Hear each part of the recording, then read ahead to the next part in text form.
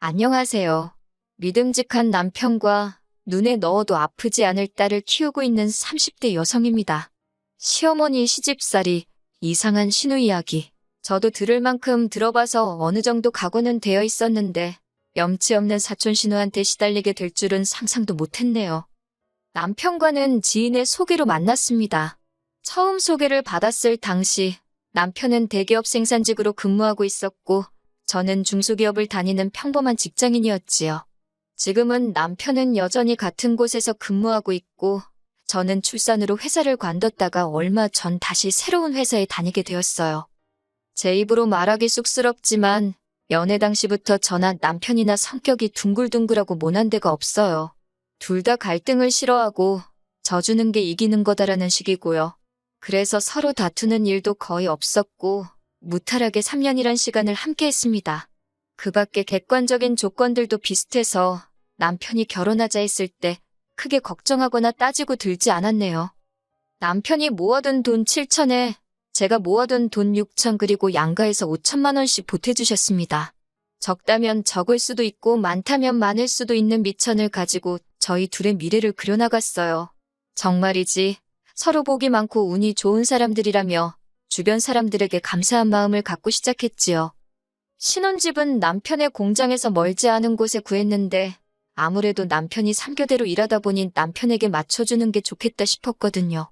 문제는 그렇다 보니 제 직장까지 왕복 1시간 반에서 2시간 정도 걸리대요. 하지만 남편이 워낙에 미안해하고 고마워해서 크게 불만 같은 건 없었습니다. 이후로도 저희는 연애 때와 마찬가지로 별탈 없이 결혼 생활을 이어갔고요. 그리고 결혼한 지 2년 만에 저희에게도 아기 천사가 찾아왔습니다. 사실 남편이나 저나 30대 중반을 향해 달려가고 있다 보니 조금 조바심이 나던 시기였어요.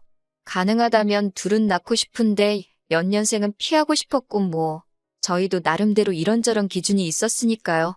그래서 결혼하고 6개월 정도 지나서부터는 신혼도 신혼이지만 아이를 가지려고 부단히 노력을 했네요. 그런데 그게 제가 마음먹었다고 제 뜻대로 되는 일이 아니더라고요. 올해도 안 되면 병원에 가보자고 서로 그렇게 이야기를 하던 찰나에 임신이 되었으니 저도 남편도 얼마나 기뻐했는지 모릅니다. 양쪽 부모님들도 무척 좋아하셨고요. 그런데 문제는 제가 생각보다 입덧을 심하게 하더라고요.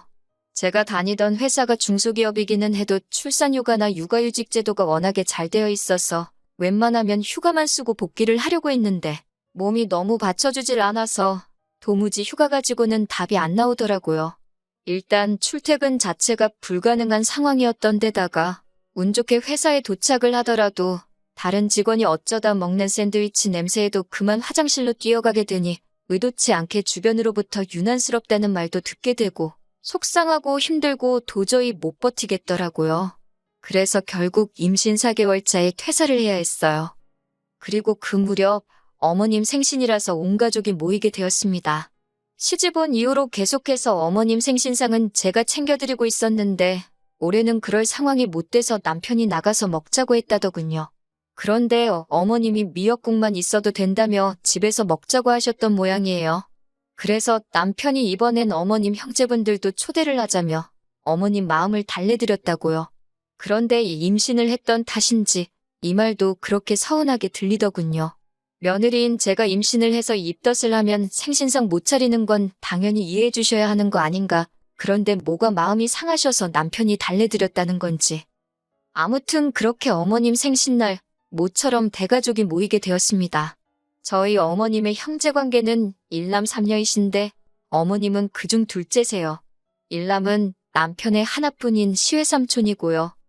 사실 어머님의 형제분들에 대해서 제가 이렇게 말하는 게 적절한지는 모르겠지만 형편이 괜찮으신 분이 딱히 없으세요.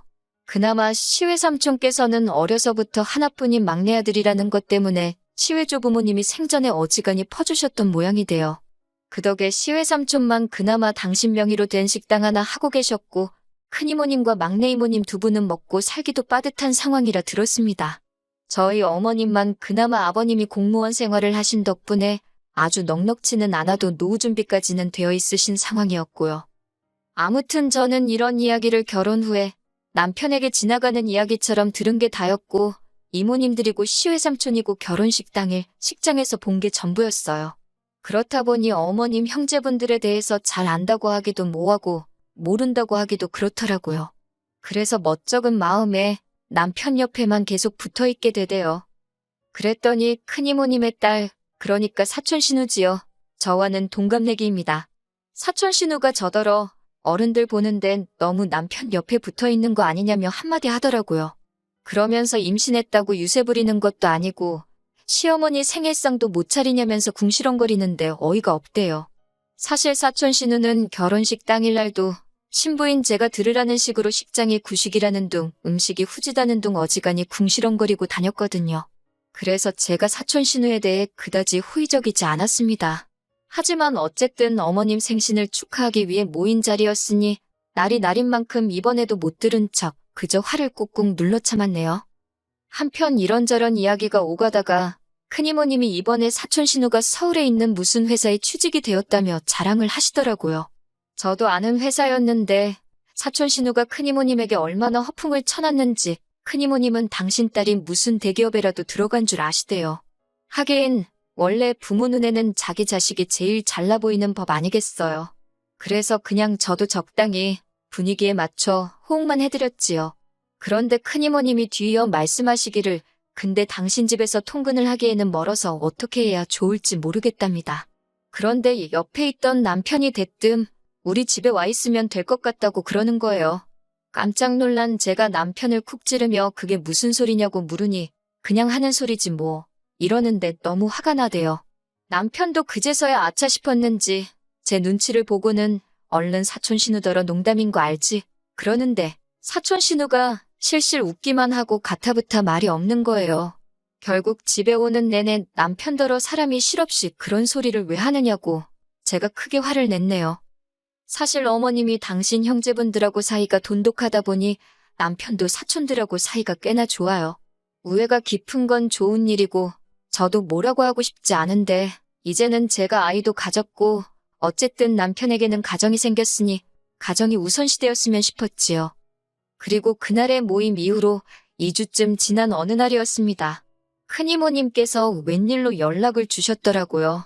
사실 큰이모님에 관한 이야기야 어머님을 통해서나 듣지 제가 큰이모님이랑 따로 연락을 주고 받을 일이 뭐가 있었겠어요. 아무튼 무슨 일인가 싶어 전화를 받으니 대뜸 하시는 말씀이 내일 사촌 신우가 저희 집으로 갈 거랍니다. 그게 무슨 말씀이시냐 하니까 집 구할 때까지만 일단 저희 집에 있을 거라나요. 시집도 안 간 처녀이니 아무데나 혼자 둘 수 없다나요.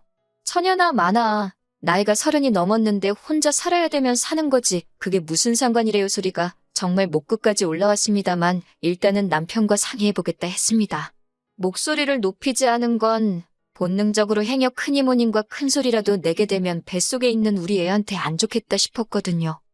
몇 시간 후 남편이 들어왔고 저는 당신도 알고 있었냐며 낮에 큰이모님이 하신 말씀을 전했습니다. 남편은 미안하다면서 사촌 신우가 통사정을 해서 거절을 못했다 하대요. 그러면서 딱 한 달만이래요. 한 달이면 사촌 신우도 어디 살 곳 정도는 찾지 않겠냐면서. 아니 왜 남편이 나서서 사촌 신우 때문에 저한테 통사정을 해대는 건지 그마저도 너무 꼴보기가 싫더라니까요. 하지만 이미 벌어진 일 어쩌겠냐 싶기도 했고 더는 왈가왈부하기도 싫어서 딱 한 달이라고 했습니다. 그때 가서 딴소리 하지 말라고 아주 신신당부를 했고요. 그렇게 이튿날 큰이모님 말대로 사촌 신우가 저희 집으로 왔는데 짐은 또 어찌나 많은지 제가 일부러 한 달만 있다가 이사해야 되는데 뭐 한다고 이렇게 다 짊어지고 왔냐고 한마디 했어요. 그랬더니 사촌 신우가 사람 일을 어떻게 아냐면서 일주일 만에 이사를 갈 수도 있고 2달 만에 갈 수도 있지라며 첫날부터 사람 신경을 급대요. 마음속으로 참을인 자를 그려가며 그러냐 하고 말았습니다.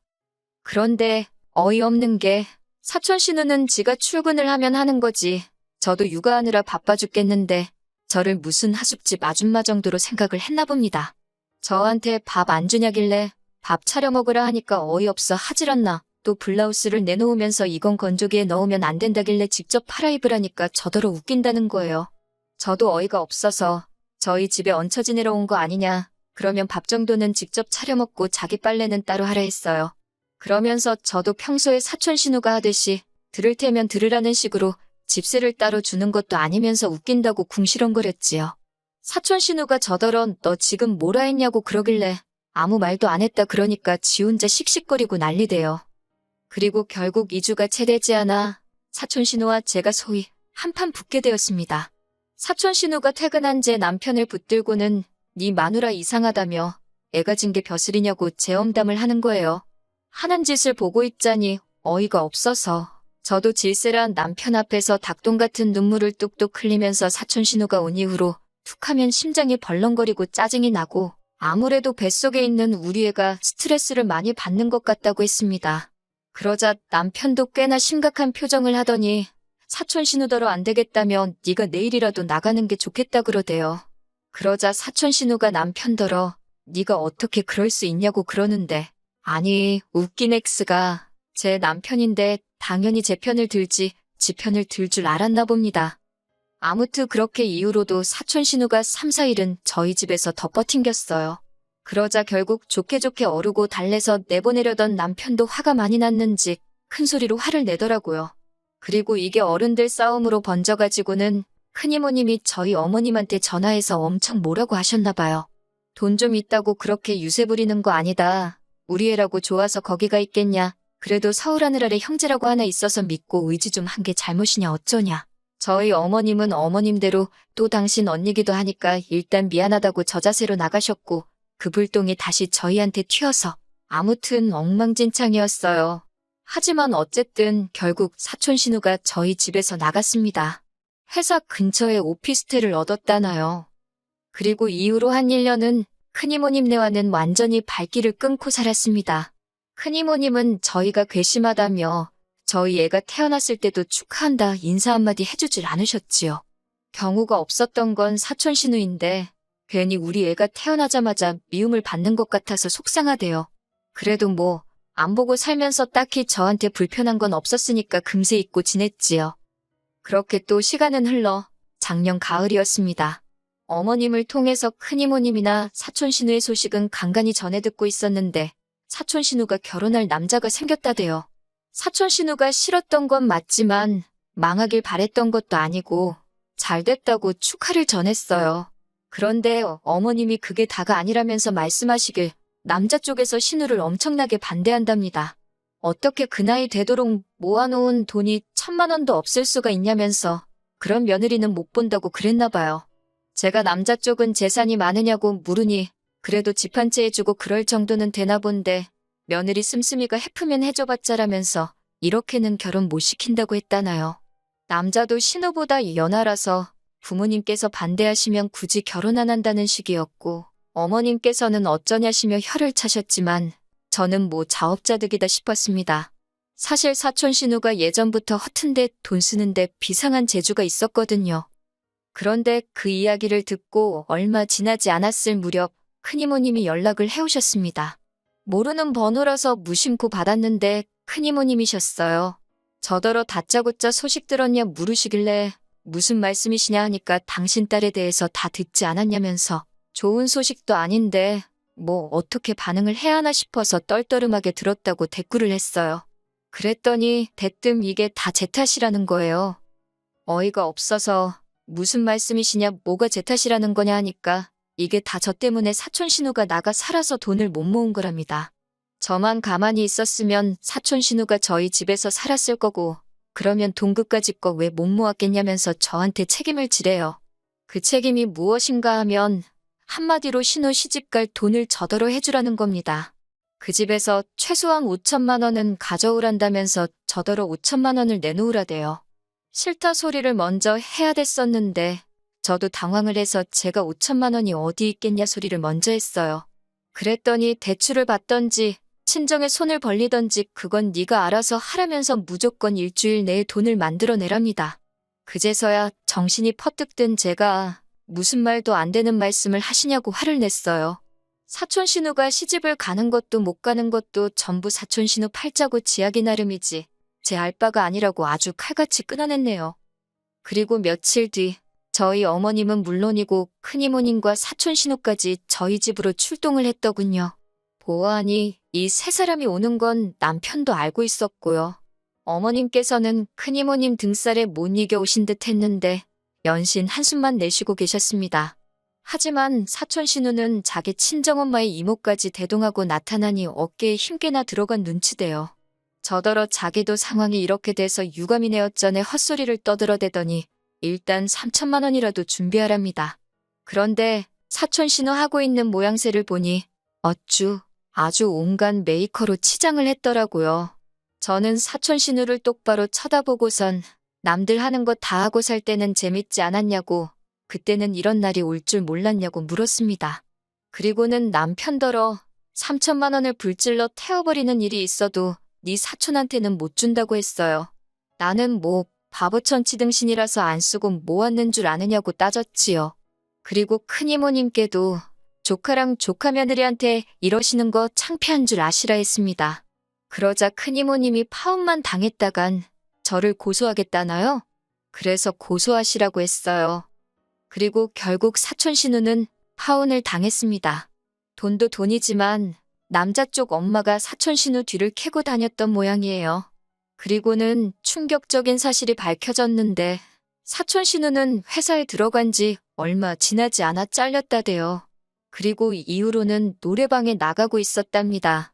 사촌 신우 말로는 이상한 노래방은 아니라며 펄쩍 뛰던데 저도 그 말만큼은 믿어주고 싶네요. 아무튼 남자 쪽에선 뭐 이런 경우가 다 있냐며 난리가 나서 큰이모님한테 쫓아오고 난리도 그런 난리가 없었나 봐요. 그리고 어이없게도 여전히 신우는 제 탓을 하고 있습니다. 제가 진작에 돈만 해줬으면, 아니 같이 살게 내버려뒀더라면 이런 일은 애시당초 없었을 거라면서요.